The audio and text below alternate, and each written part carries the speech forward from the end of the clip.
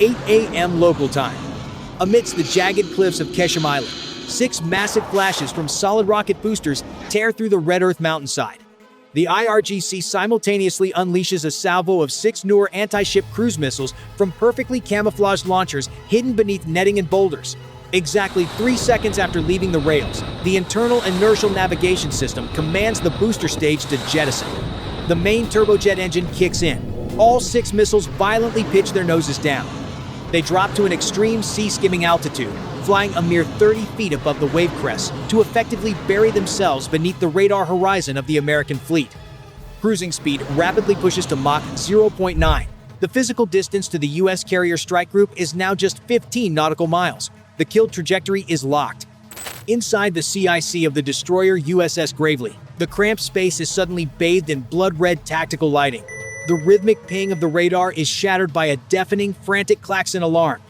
The radar warning receiver shrieks a relentless, high-pitched tone. It's detecting the X-band radar waves of the Noor missiles painting the destroyer's alloy hull. A soulless, synthesized voice echoes from the overhead speakers. Vampire, vampire, vampire. Inbound tracks, bearing 045. There is no screaming. There is no human panic. Dozens of the U.S. Navy's sharpest minds keep their eyes locked on glowing green displays. The silence in the command center is as sharp as a scalpel. The enemy is playing an asymmetric gamble, using cheap volume and the element of surprise to crush expensive quality. The fleet's enemy right now isn't just high explosives, it is photons and radio waves. The AN/SPY-1DV phased array radar of the USS Gravely immediately acquires the targets. Discarding the slow, obsolete, rotating mechanical dishes of the past, this phased array system fires electronic beams that can scan a full 360-degree hemisphere in milliseconds. The immense computing power of the Aegis shield strips away millions of chaotic signals to extract true target coordinates, turning the 9,000-ton warship into a seaborne, armored supercomputer. But the enemy is not foolish. From the shoreline, Iran's Aftabaza electronic warfare complex violently wakes up. Tens of kilowatts of white noise are pumped directly into the fleet's operating frequencies. Aftabaza's radar jamming is like trying to block a phone call, but the enemy changes the phone number every half second. On the tactical action officer's screen, the 6 deadly red dots suddenly undergo fission. 6 becomes 60, 60 becomes 600. In the blink of an eye, the Aegis display is drowning in 5,000 ghost targets. The Iranian air defense system is trying to blind Aegis, akin to using a toy flashlight to blind an entire astronomical observatory. The nuisance is real, the radar isn't broken, but the human brains tasked with analyzing it are being pushed to absolute overload. A ruthless economic equation appears on the board. The Americans could easily launch dozens of SM-2 interceptor missiles, each costing over $2 million from their vertical launch cells to sweep the sky clean. But if they fire at 5,000 ghosts, the fleet will deplete its magazines long before the real threat touches the hull. The enemy wants America to bleed dollars to death before finishing them off with steel. Hold fire. Deploy Nulka. The TAO orders. Not a single ripple of hesitation. 4 box-like launch canisters along the Gravely's port side simultaneously spit fire with sharp popping cracks. 4 aluminum cylinders rocket into the air, deploy tiny wind-slicing rotor blades, and hover just above the sea, maintaining a mathematically perfect geometric distance from the fleet. These are Mk-234 Nulka active decoys. Inside the core of the Nulka is a highly sophisticated signal amplifier, designed to trap the enemy's searching radar waves and bounce back an electromagnetic pulse of massive intensity. Its algorithm forces the Noor missile's microprocessor to believe that this tiny, hovering aluminum drone is actually the massive radar cross-section of a 1,000-foot supercarrier. 5 Noor missiles instantly fall for the trap. Their active seekers are completely fooled by the repeater jamming algorithm. The aerodynamic control fins snap hard, forcing the missiles into a violent turn. They roar into the electronic ghosts, plunging headfirst into the deep ocean in harmless geysers of water. The electromagnetic titanium wall has worked flawlessly. 8:01 a.m. The lethal probability gap emerges. In war, friction is a ruthless law of physics that spares no one. The sea state, 4 conditions have created surface wave clutter. The 6th missile, the Soul Leaker, slips through the Nulka decoy screen. A minor atmospheric disturbance or a random glitch in the repeater algorithm allowed it to maintain its original target lock. The X-band radar of the missile locks dead onto the starboard side of the $10 billion USS Eisenhower. The physical distance between the missile and the carrier's hull narrows down to exactly 5 nautical miles. The ballistic equation yields a terrifying countdown. Time to impact is exactly 30 seconds. 25 seconds to impact. The command center screens flash blood red. The single red dot is charging like an unstoppable spear. On the carrier's deck, the final layer of defense is activated. The Phalanx CIWS, a massive, bone-white machine resembling R2-D2, automatically swivels its 6-barrel Gatling gun toward the threat. Its internal Ku-band radar has acquired the heat signature. The mechanical rotary axis screams as it accelerates. It is ready to vomit 4,500 rounds of depleted uranium armor-piercing shells per minute, creating a solid wall of metal in the sky. 20 seconds to impact. The distance shrinks to under 4 miles. Suddenly, everything halts. A harsh, static buzz erupts over the internal comms, followed by the relentless beeping of a fatal error from the control console.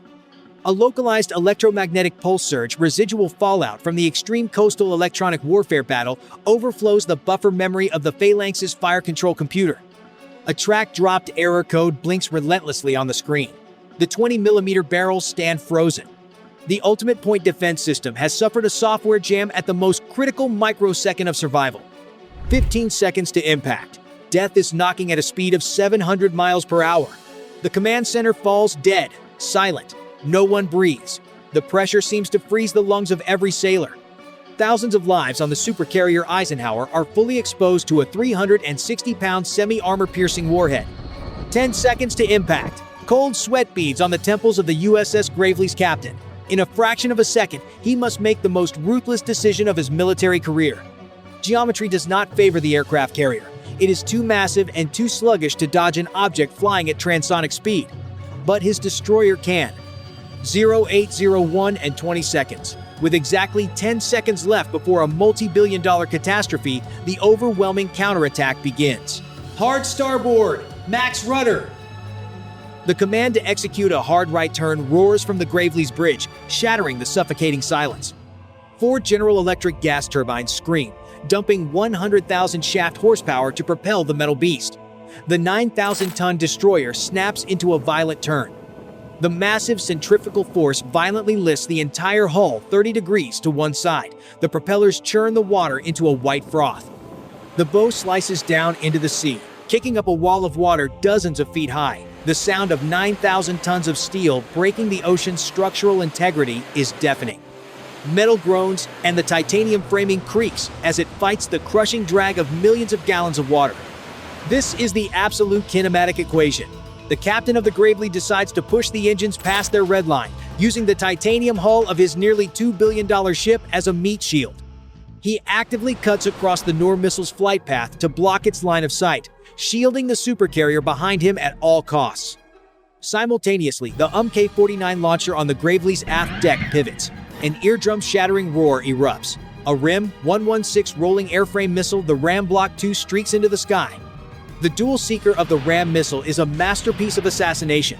It simultaneously rides the enemy's radar radiation wave and locks onto the infrared heat signature of its engine.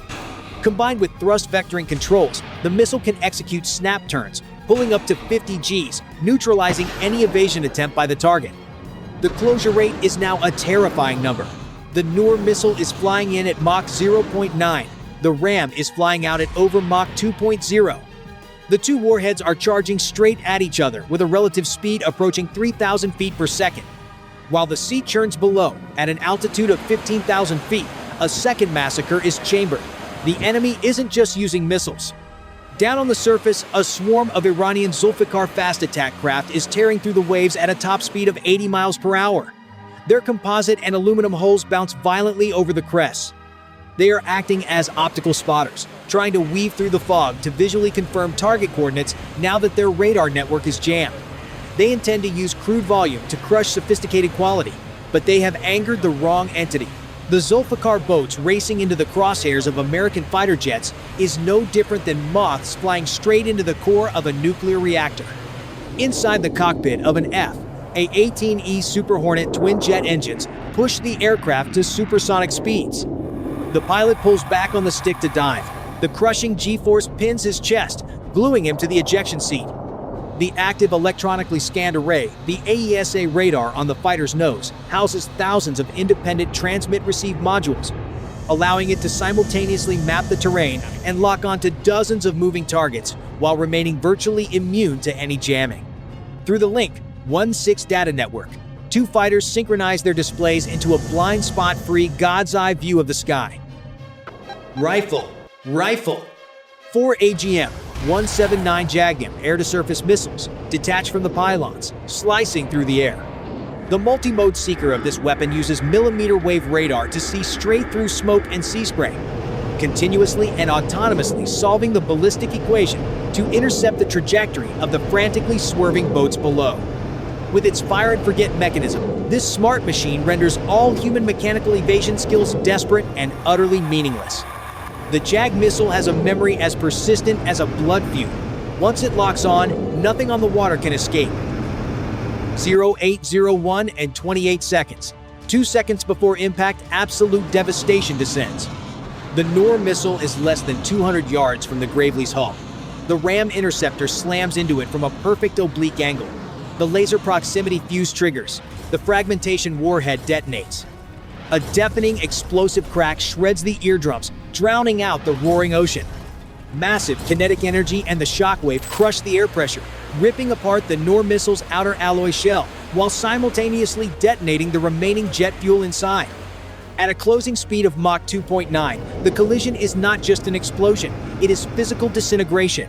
The anti-ship missile is pulverized into a brilliant, massive cloud of fire.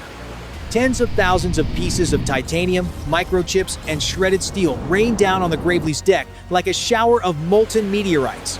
The sea below boils, frothing white across the impact zone.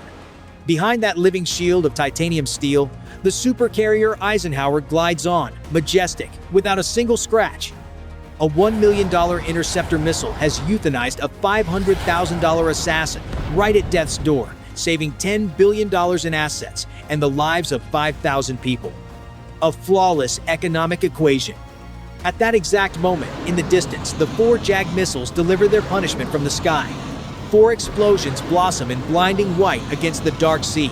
The fragile Zulfikar boats don't have a millisecond to react. The lethal force of the tandem-shaped charge warheads strikes vertically, effortlessly punching through the flimsy composite hulls. It detonates directly inside the engine rooms, housing the supercharged diesels. The immense overpressure violently hurls the high-speed machines out of the water. The fiberglass is instantly vaporized into swirling fireballs. Fuel burns fiercely on the surface, utterly wiping out the enemy's optical spotting network. The Wolfpack has had its fangs broken at the molecular level. The radar screens inside the Gravely's command center return to a peaceful, glowing green.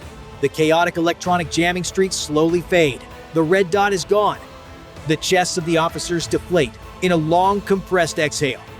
The Strait of Hormuz sinks back into a terrifying stillness, save for the sound of waves crashing against the titanium hull cutting through the water. Gray smoke billows from the drifting wreckage, blending into the salty fog. Everything, from the moment the first missile left the launcher to the complete vaporization of the fast attack craft, unfolded in exactly 90 seconds. In this life-or-death poker game in Hormuz, Tehran thought they were playing chess against a wounded beast using cheap weapons. But they forgot one thing. The United States Navy never gambles. They are the ones who write the rules of the ballistic equation. In modern warfare, the math never lies. If you want to master the ultimate equations of combat, hit that subscribe button and turn on the bell. This is Military Calculus. We'll see you on the next battlefield.